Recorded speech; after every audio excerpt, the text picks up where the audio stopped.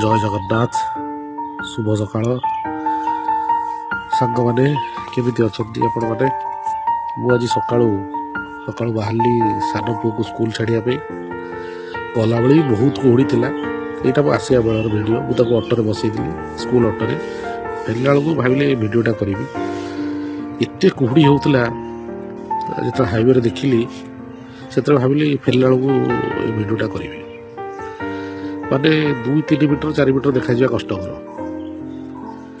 ଆପଣମାନେ ଯେତେବେଳେ ମେନ୍ ରୋଡ଼ରେ ଯାଉଛନ୍ତି କି ଯେକୌଣସି ରାସ୍ତାରେ ଯାଉଛନ୍ତି, ଏତେ କୁହୁଡ଼ି ହେଉଛି, ଆପଣ କ'ଣ କରନ୍ତୁ, ହେଡ଼ଲାଇଟ୍ ଦିଅନ୍ତୁ, ହାଜାର୍ଡ଼ ଲାଇଟ୍ ଦିଅନ୍ତୁ।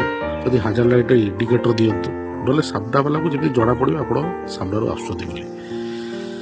ଗଲାବେଳେ ଯେଉଁ ଥଣ୍ଡା ପଡ଼ୁଛି, ଟୋପି ପିନ୍ଧନ୍ତୁ, ମାସ୍କ ପିନ୍ଧନ୍ତୁ, ନହେଲେ ହେଲମେଟ୍ ପିନ୍ଧନ୍ତୁ ବେଷ୍ଟ।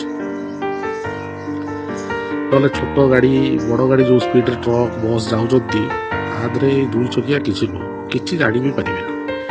ଆପଣଙ୍କୁ ଅନୁରୋଧ, ଏଇ ଜିନିଷ ପାଳନ କରନ୍ତୁ। କୁହୁଡ଼ି ଟାଇମ୍ରେ ହେଡ଼ଲାଇଟ୍ ଦିଅନ୍ତୁ, ହାଜାର୍ଡ଼ ଲାଇଟ୍ ଦିଅନ୍ତୁ, ନହେଲେ ଇଣ୍ଡିକେଟର ଦିଅନ୍ତୁ। ଆରାମରେ ଯାଆନ୍ତୁ। ଜୟ ଜଗନ୍ନାଥ, ଧନ୍ୟବାଦ।